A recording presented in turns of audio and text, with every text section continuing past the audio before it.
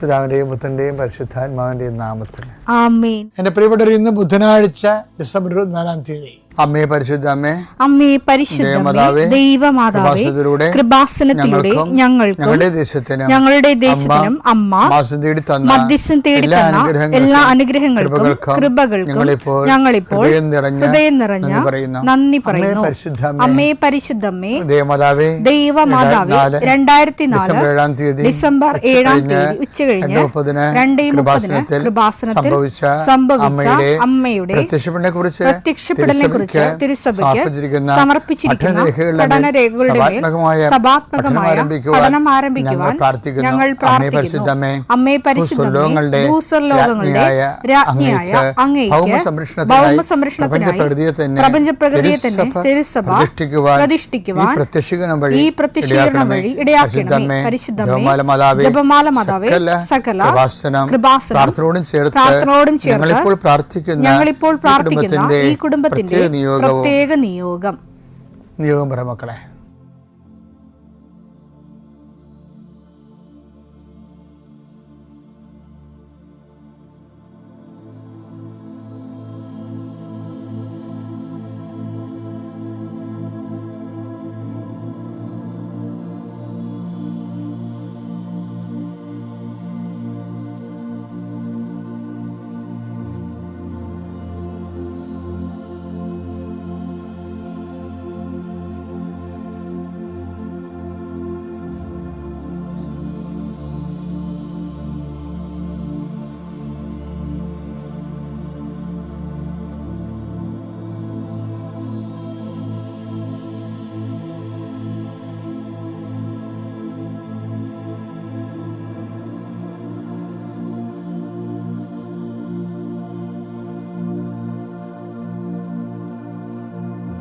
അമ്മയുടെ പ്രത്യക്ഷീകരണത്തിന്റെ ഈ അനുഗ്രഹവേളയിൽ ഞങ്ങൾക്ക് സാധിച്ചു തരുവാൻ കനിയണമേ. ആമേൻ. വിശ്വാസ പ്രമാണം.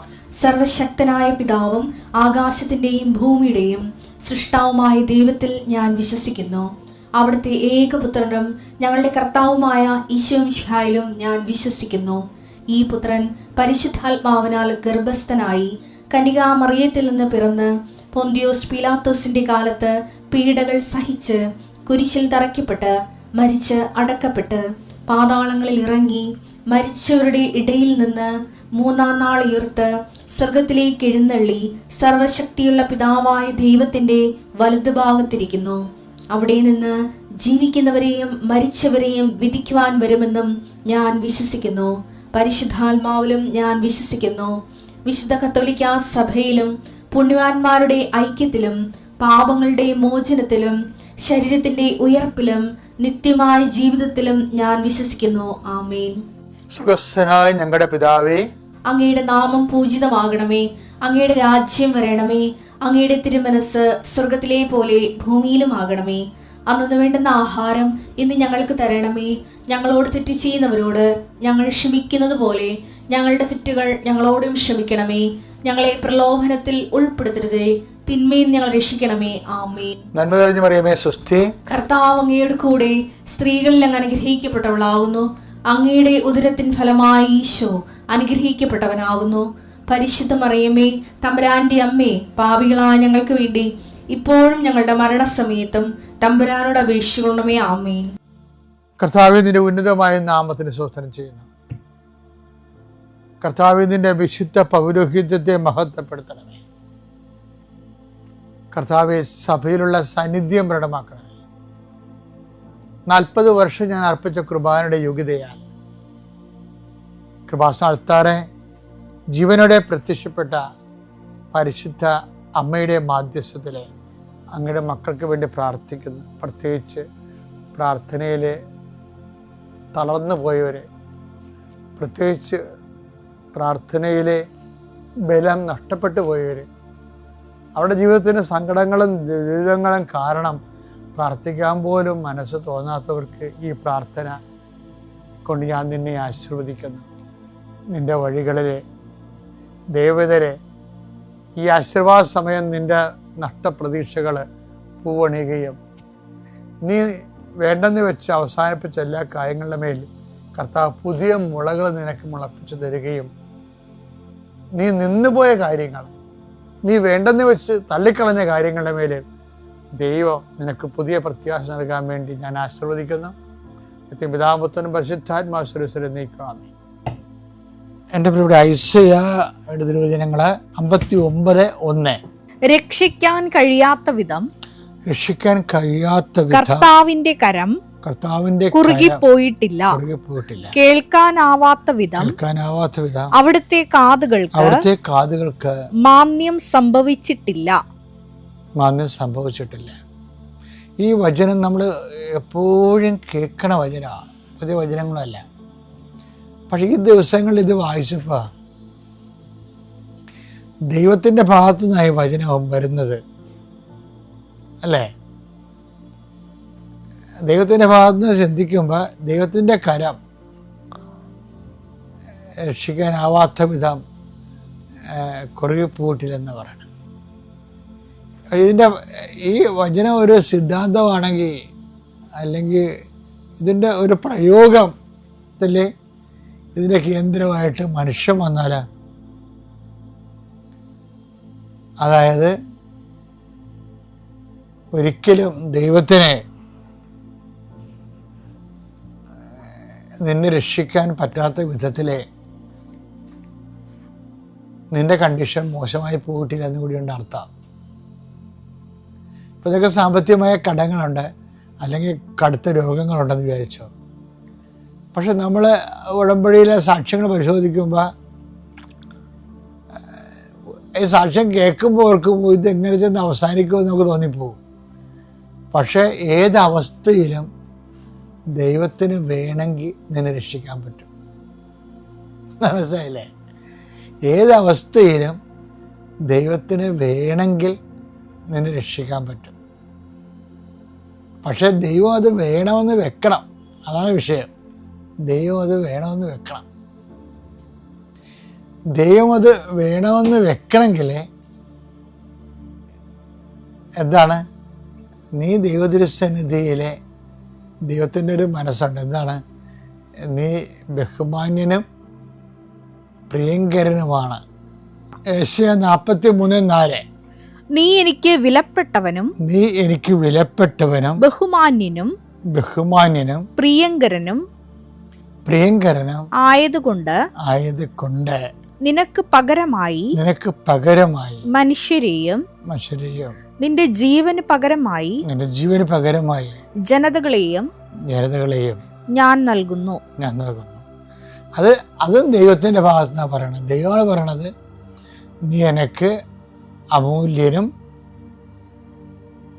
പ്രിയങ്കരനുമാണ്. പക്ഷെ ഇനി മനുഷ്യൻ്റെ ഭാഗത്തെന്ന് പറയുമ്പോൾ നമുക്കും തോന്നണം, എന്താണ്? ഞാൻ ദൈവത്തിൻ്റെ സന്നിധിയിൽ വിലമതിക്കാനാവാത്തതാണെന്ന്. അങ്ങനെ ദൈവത്തിൻ്റെ സന്നിധി വിലമതിക്കാനാവാത്തതാണ്. ഞാൻ വിലമതിക്കാനാവാത്ത ആളായിട്ട് മാറുമ്പോഴാണ് ഏതവസ്ഥയിലും ദൈവത്തിന് എന്നെ രക്ഷിക്കാൻ തോന്നുന്നത്. മനസ്സിലായില്ലേ? ഇപ്പോൾ രണ്ട് വചനങ്ങളും തമ്മിൽ ഇൻ്റർലിങ്ക്ഡാണ്. അപ്പോൾ ഏത് അവസ്ഥയിലും ദൈവത്തിന് വിലമതിക്കാനാവാത്തതായിട്ട് മാറണമെന്നുണ്ടെങ്കിൽ ദൈവ തിരുസന്നിധിയിൽ നമ്മുടെ ജീവിതം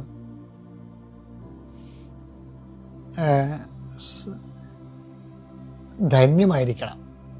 പക്ഷെ ദൈവം ചില കാര്യങ്ങൾ പറഞ്ഞിട്ടുണ്ട്, ഇന്നത് കൊണ്ടല്ല ദൈവത്തിൻ്റെ മുമ്പിൽ നമ്മൾ ധന്യമാകുന്നത്. ഇപ്പോൾ ലൂക്കായുടെ സുവിശേഷം ഇല്ലേ, എന്താണ്? സമ്പത്ത് കൊണ്ടല്ലല്ലോ ദൈവത്തിരുസന്നിധിയിൽ സമ്പന്നനാകണത്. ലൂക്ക 12:15. മനുഷ്യജീവിതം സമ്പത്തുകൊണ്ടല്ല ധന്യമാകുന്നത്. അപ്പൊ ദൈവം ചില കാര്യങ്ങള്, നമ്മൾ ധന്യത ഉണ്ടാകുമെന്ന് പറയുന്ന കാര്യങ്ങള് ദൈവം അത് അക്സെപ്റ്റ് ചെയ്യുന്നില്ല. അതിന് സമ്പത്തിൻ്റെ കൂടെ കുറേ കാര്യങ്ങൾ വരും, സ്ഥാനമാനങ്ങൾ വരും. അപ്പോഴും ദൈവം പറയും, മനുഷ്യജീവിതം സ്ഥാനമാനങ്ങൾ കൊണ്ടല്ല സമ്പന്നമാകണത്. ചിലപ്പോൾ സൗന്ദര്യം വരും, അപ്പോൾ ദൈവം പറയും, മനുഷ്യജീവിതം സൗന്ദര്യം കൊണ്ടല്ല ധന്യമാകണത്. അപ്പോൾ ആ സമ്പത്തിൻ്റെ ശ്രേണിയിലുള്ള എല്ലാ ഐശ്വര്യങ്ങളും ക്യാൻസലായിപ്പോയി. ദൈവത്തിൻ്റെ സന്നിധി മൂല്യം ആകാൻ അവയ്ക്കൊന്നും പറ്റത്തില്ല. പിന്നെ എന്തിനാണ് ദൈവത്തിൻ്റെ മൂല്യതയുള്ളത്? ദൈവത്തെ നമ്മളെ കൊണ്ട് ആവശ്യം ഉണ്ടാകണം. ഒരാളെ കണ്ടാൽ ദൈവത്തിന് ആവശ്യം ഉണ്ടാകണം. ദൈവത്തിന് വേസ്റ്റായിട്ട് തോന്നരുത്. അതിന് ആവശ്യമുള്ളവരെയാണ് അവനെ എടുക്കണത്, അവന് ആവശ്യമുള്ളവരെ. അത് യോഹന്നാൻ മർക്കോസിൻ്റെ സുവിശേഷത്തിൽ അത് പറയുന്നുണ്ട്. അവൻ തനിക്ക് ആവശ്യമുള്ളവർ എന്ന് വെച്ചാൽ ഇഷ്ടപ്പെട്ടവരെന്നാണ് കിടക്കുന്നത്. ഇഷ്ടപ്പെട്ടത് വെറുതെ ചുമ്മാ ഇഷ്ടപ്പെട്ടതാണ്. ഒരു ആവശ്യത്തിന് വേണ്ടി അവരെ അയക്കാനാണ്. എന്തിനാണ്? അതല്ലേ മർക്കോസ് 3:13.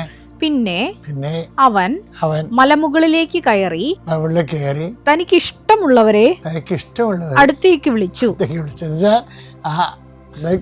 അതിന്റെ അർത്ഥം തനിക്ക് ആവശ്യമുള്ളവരെ എന്നാണ്. തനിക്ക് ആവശ്യമുള്ളവരെ. അപ്പൊ ദൈവത്തിന് ആവശ്യമുള്ള വ്യക്തിയായിട്ട് നമ്മൾ മാറണം. ആവശ്യമുള്ളവരെയാണ് അടുത്തേക്ക് വിളിക്കണത്. എന്താ കാര്യം? ആവശ്യം എന്താ? തന്നോട് കൂടെ ആയിരിക്കുന്നതിനും. അതാണ് വിഷയം. ആവശ്യം എന്ന് പറഞ്ഞാൽ എന്താ? ദൈവത്തിന്റെ തന്നോട് കൂടെ ആയിരിക്കണം. പിന്നെ പ്രസംഗിക്കാൻ അയക്കുന്നതിനും. ആവശ്യത്തിനാണ് വിളിച്ചിരിക്കണത്. അപ്പൊ തന്നെ ഇഷ്ടപ്പെടുകയല്ല പ്രശ്നം. തനിക്ക് ആവശ്യമുള്ളവരെ തന്റെ അടുത്തേക്ക് വിളിച്ചെന്നാണ് അടുത്ത വചനം വായിക്കുമ്പോൾ ഒക്കെ മനസ്സിലാകണത്. കാര്യം എന്താ? ഇഷ്ടപ്പെട്ടിട്ട് വെറുതെ ഇങ്ങനെ നോക്കിക്കൊണ്ടിരിക്കാൻ വിളിച്ചതല്ല.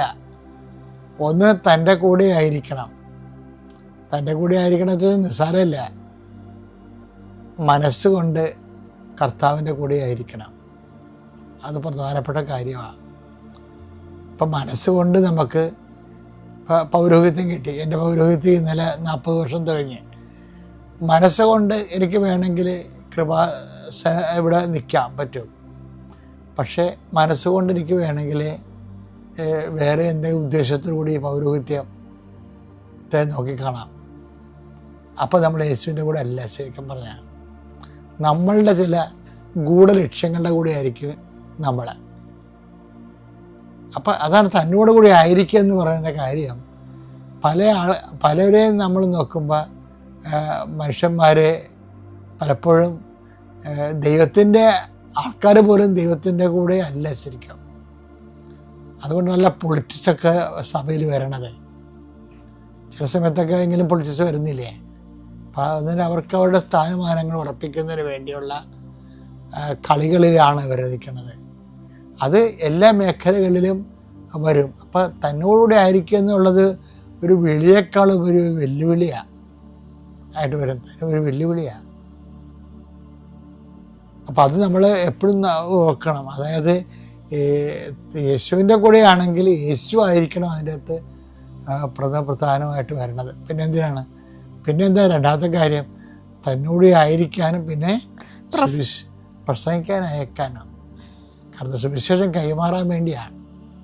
അപ്പം ഈ 2 കാര്യങ്ങളുള്ളപ്പോൾ ആൾക്കാരാണ് ദൈവതിരുസന്നിധിയിൽ മൂല്യതയുള്ള. ഇവരാണ് പ്രിയങ്കരനായിട്ട് വരണത്. അപ്പം അതുകൊണ്ട് തന്നെ ഇവർ വീണുപോയാൽ രക്ഷിക്കാനാവാത്ത വിധം ദൈവത്തിൻ്റെ കാര്യങ്ങളെ കുറുകെ പോയിട്ടില്ല. ഇത് ജനറലൈസ് ചെയ്യാൻ പറ്റത്തില്ല. അതാണ് വിഷയം. അതുകൊണ്ട് നമ്മുടെ മുമ്പിലുള്ള ഓപ്ഷൻ ദൈവതിരുസന്നിധിയിൽ ദൈവത്തിന് പ്രയോജനമുള്ള വ്യക്തികളായിട്ട് കൺവേർട്ട് ചെയ്യുക മാത്രമേ ഉള്ളൂ.